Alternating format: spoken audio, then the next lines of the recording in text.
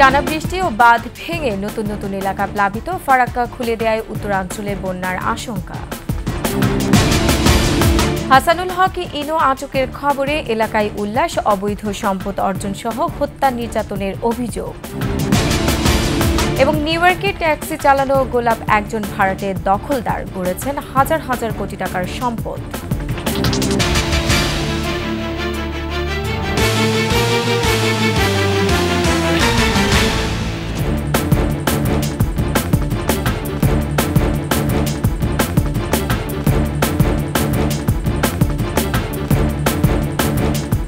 শুনছিলেন first security ইসলামী bank PLC সংবাদ শিরোনাম। আমন্ত্রণ ২১ সংবাদের সাথে আছে আমি রোমান আমিন। দর্শক, ২১ টেলিভিশনের সংবাদ একই সাথে সরাসরি দেখতে পাবেন আমাদের ফেসবুক পেজ www.facebook.com/2124 অনলাইনে।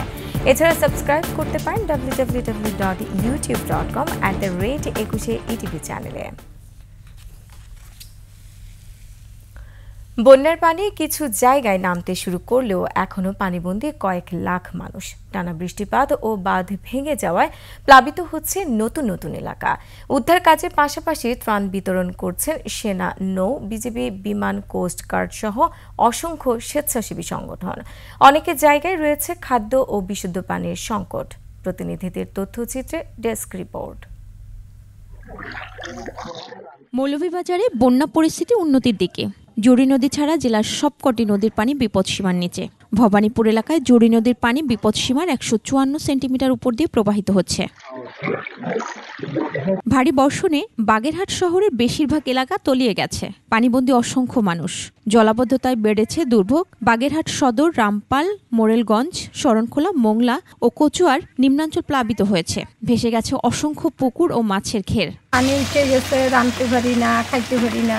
ঘর বাড়ি তলায় গেছে, তাই চলাফেরার কোনো কায়দা নাই, রাত্রে ঘুম পড়া যাচ্ছে না। বর্ষা হলে আমাদের এখানে পানিতে ডুবে যায়, তলায় যায়, আমরা খুব খাবার অবস্থায় থাকি। গাড়ি চালানো যায় না, মোটরে পানি ঢুকে যায়, গাড়ি উল্টে পড়ে যায়। লক্ষ্মীপুরে টানা বৃষ্টি ও বন্যায় প্রায় ৮ লাখ মানুষ পানিবন্দী রয়েছে। লক্ষাধিক মানুষের চুলায় জ্বলছে না আগুন। দেখা দিয়েছে বিশুদ্ধ পানির সংকট। আশ্রয়কেন্দ্রে ঠাঁই নিয়েছেন কয়েক হাজার মানুষ। একলা বাড়ির মধ্যে আমরা ৪-৫ গেরি, সবাই পানির তলে। এখন থাকার মতন কোনো অবস্থায় নাই। হাঁস মুরগি লয়, বাচ্চা কাচ্চা লয়, অবস্থা খারাপ। লোকজন আছে, আশ্রয়কেন্দ্র আছে, বাড়ি থেকেও আসে। ফেনীতে আক্রান্ত ৮ লাখ মানুষ। ইতোমধ্যে ১,৫০,০০০ মানুষকে নিরাপদ আশ্রয় নেওয়া হয়েছে। আটকা পড়া মানুষদের উদ্ধারের পাশাপাশি ত্রাণ বিতরণ করছেন সেনা, নৌ, বিজিবি, বিমান ও কোস্টগার্ড সহ স্বেচ্ছাসেবীরা। দুর্যোগ ব্যবস্থাপনা ও মন্ত্রণালয় থেকে নগদ ৪০ লাখ টাকা ও ২,০০০ মেট্রিক টন চাল বরাদ্দ দেওয়া হয়েছে। ফেনীর ফুলগাজী, পরশুরামে বন্যার পানি কমতে শুরু করলেও এখনও পানিবন্দী ছাগলনাইয়া ও সদর উপজেলার মানুষ। পরিস্থিতির অবনতি হয়েছে সোনাগাজী ও দাগনভূঞায়। আমার বাড়ি এখনো টিনের চালা পর্যন্ত, রেজিং পর্যন্ত আমার পানির নিচে, কিন্তু আমি কোনো সহযোগিতা পাই না, কিন্তু আমি অনেক মানুষকে উদ্ধার করি, আমি উপরে নিয়ে আসছি। নোয়াখালীর ৮ উপজেলায় কয়েক লাখ মানুষ পানিবন্দী। এর মধ্যে আশ্রয়কেন্দ্রে উঠেছেন ১,৮২,০০০ মানুষ। অতিরিক্ত পানির চাপে ভেঙে গেছে কোম্পানিগঞ্জে মুছাপুর ক্লোজার গেট। দেখা দিয়েছে শুকনো খাদ্য ও বিশুদ্ধ পানির সংকট। এদিকে গত ৩ দিনে সাপে কেটেছে ৬৩ জনকে। ডায়রিয়া আক্রান্ত হয়ে হাসপাতালে ভর্তি ১১৮ জন। ৩ দিন ধরে এখানে পড়ে আছি, বাড়িতে একটা পানি, এরপরে কোনো সহায়তা পাইতেছি না। আমার গরু ছাগল সব টুবি চুবি শেষ, আমার গরম হয়ে গেছে। ভারী বৃষ্টিতে স্থবির হয়ে পড়েছে সুন্দরবন সংলগ্ন মোংলা উপকূলের জনজীবন। সমুদ্র বন্দরে জারি করা হয়েছে ৩ নম্বর স্থানীয় সতর্ক সংকেত। মোংলা বন্দরে অবস্থান করা ৮টি পণ্যবাহী জাহাজের মধ্যে 2টি জাহাজে পণ্য খালাস বন্ধ রয়েছে। এদিকে রাজশাহীতে অপরিবর্তিত রয়েছে বন্যা পরিস্থিতি। মহিমা পলি, ডেস্ক রিপোর্ট, ২১ টেলিভিশন। বিহার ও ঝাড়খণ্ডে বন্যার জেরে ফারাক্কা বাঁধের ১০৯টি গেট খুলে দিয়েছে ভারত। সোমবার গেটগুলো খুলে দেওয়া হয়। এতে একদিনে ১১ লাখ কিউসেক পানি বাংলাদেশে প্রবেশ করবে। বন্যার আশঙ্কা করা হচ্ছে বাংলাদেশের উত্তরাঞ্চলে। বন্যা পরিস্থিতি ও পাহাড়ি ঢলের বিষয়ে বাংলাদেশকে আগে থেকে তথ্য দেওয়া হচ্ছে বলে জানিয়েছেন ভারতের কর্মকর্তারা। ব্যারেজ কর্তৃপক্ষ জানায়, ফারাক্কা বাঁধ এলাকায় পানি বিপদসীমার ৭৭.৩৪ মিটার উপর দিয়ে বইতে থাকায় বাধ্য হয়ে গেট খুলতে হয়। তবে এখনও নেপাল থেকে পাহাড়ি ঢল না নামায় স্বস্তি প্রকাশ করেছে ভারত।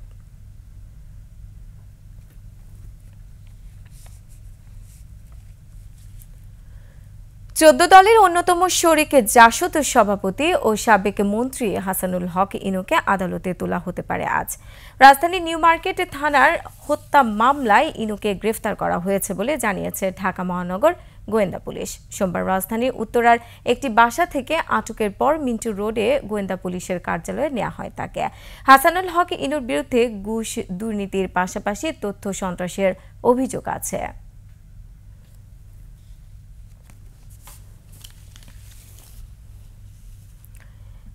এদিকে জাসদ সভাপতি হাসানুল হক ইনু আটকের খবরে উল্লাস প্রকাশ করেছেন তার নিজ এলাকার মানুষ। ছবিতে আগুন দিয়ে মিছিলে মিছিলে ক্ষোভ প্রকাশ করেন তারা। ইনুর শাস্তির দাবির পাশাপাশি তার দোসরদেরও গ্রেফতারের দাবি জানাচ্ছেন এলাকাবাসী।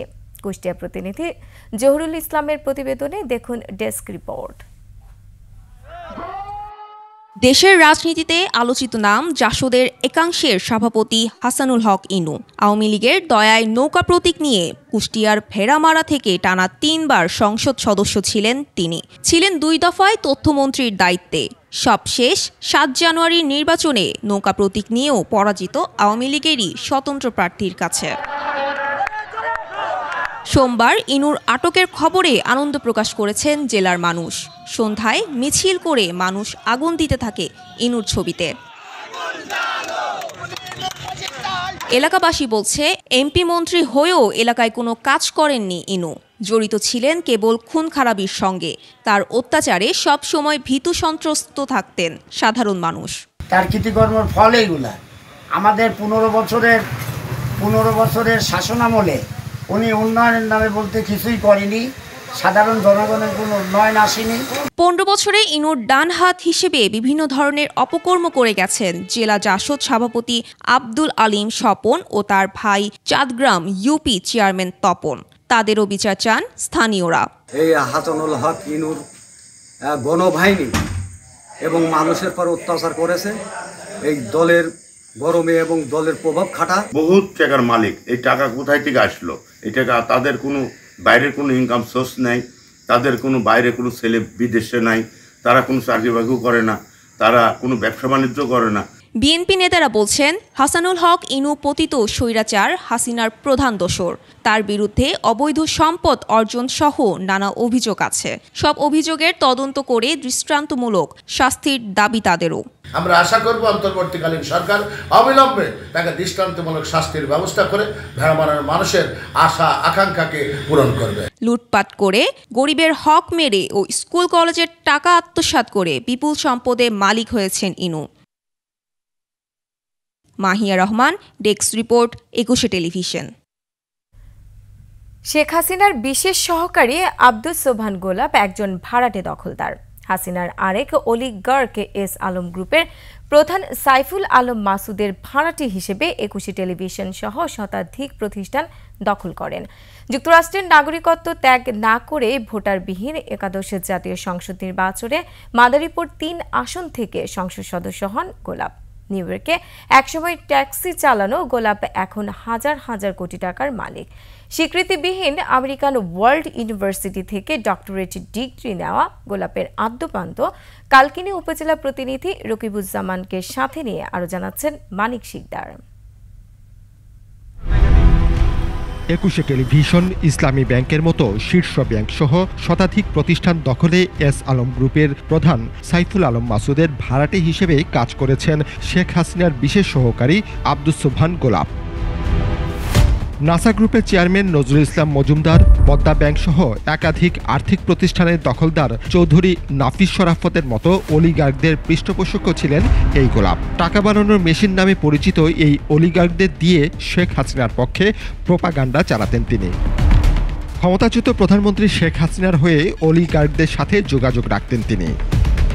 যুক্তরাষ্ট্রের নিউ ইয়র্কে ট্যাক্সি চালাতেন এক সময়। Pizza delivery, grocery shop, pharmacy স্টোরেও কাজ করেছেন। তারপর হঠাৎ করেই হাজার হাজার কোটি টাকার মালিক বনে যান আব্দুস সোবহান গোলাপ। উনি ট্যাক্সি চালায় রাতারাতি এত পাহাড় সম্পদ সম্পদের মালিক কিভাবে হলো এর সুষ্ঠু বিচার এই এলাকার এই দেশের জনগণ চায়। অনুসন্ধানী সাংবাদিকদের বৈশ্বিক network organization crime and corruption reporting project OCCRPর তথ্য অনুযায়ী যুক্তরাষ্ট্রের নাগরিকত্ব ত্যাগ না করেই 2018 সালের 30 ডিসেম্বর অনুষ্ঠিত ভোটারবিহীন একাদশ জাতীয় সংসদ নির্বাচনে অংশ নেন গোলাপ। মাদারীপুর 3 আসন থেকে নির্বাচিত ঘোষণা করা হয় তাকে। নির্বাচিত হওয়ার 8 মাস পর 2019 সালে 15 আগস্ট মার্কিন নাগরিকত্ব ত্যাগ করেন তিনি।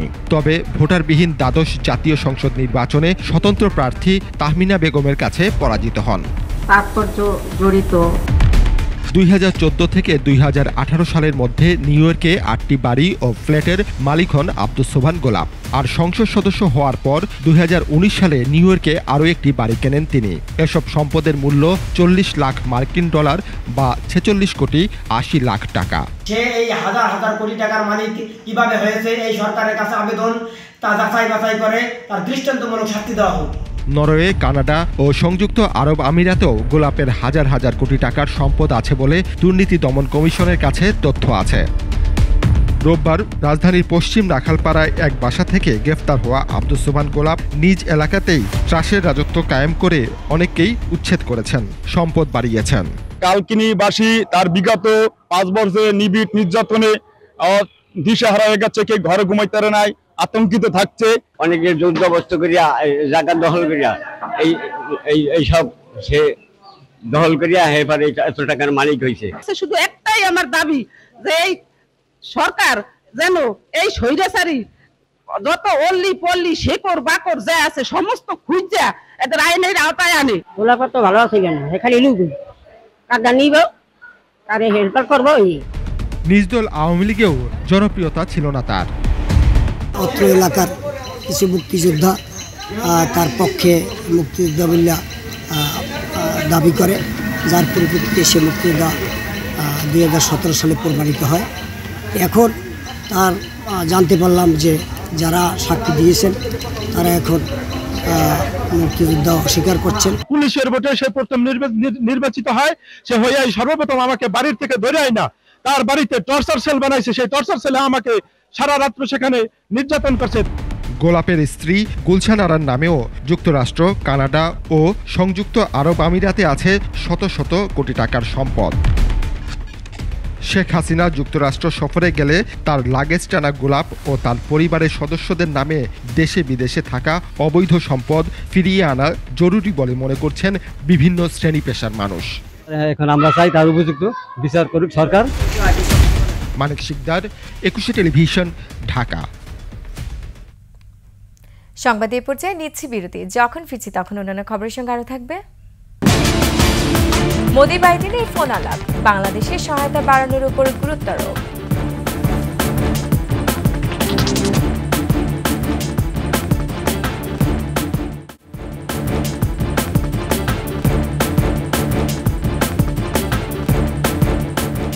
আবার আমন্ত্রণ 21 সংবাদে।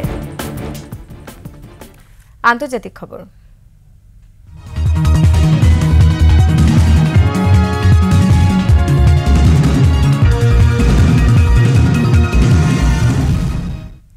বাংলাদেশে আইনশৃঙ্খলা পুনঃপ্রতিষ্ঠা ও নিরাপত্তা নিশ্চিত করার উপর গুরুত্বারোপ করেছে যুক্তরাষ্ট্র ও ভারত।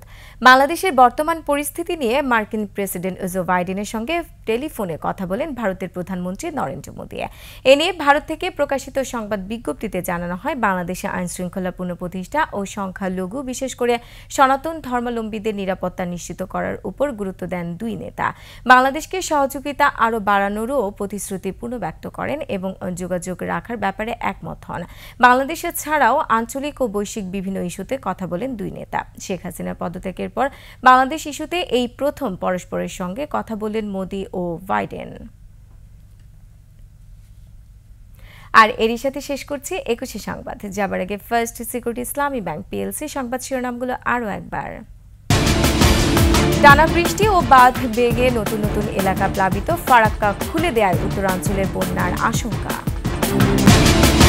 হাসানুল হক ইনু আটকের খবরে এলাকায় উল্লাস, অবৈধ সম্পদ অর্জন সহ হত্যা নির্যাতনের অভিযোগ।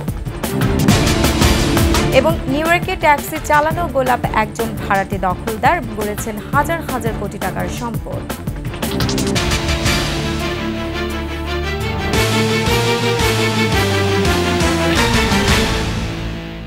দর্শক, সর্বশেষ সংবাদ জানতে ডায়াল করুন 2021 নম্বর আর ভিজিট করুন ekushe-tv.com এই ওয়েবসাইটে। এছাড়া ফেসবুকে ভিজিট করতে পারেন www.facebook.com/ekushe24 অনলাইনে। এছাড়া সাবস্ক্রাইব করতে পারেন www.youtube.com/ekushe-etv চ্যানেলে। এতক্ষণ সঙ্গে থাকার জন্য ধন্যবাদ। পরবর্তী সংবাদ বেলা 12টা 55 মিনিটে দেখার আমন্ত্রণ রইল। একুশের সাথেই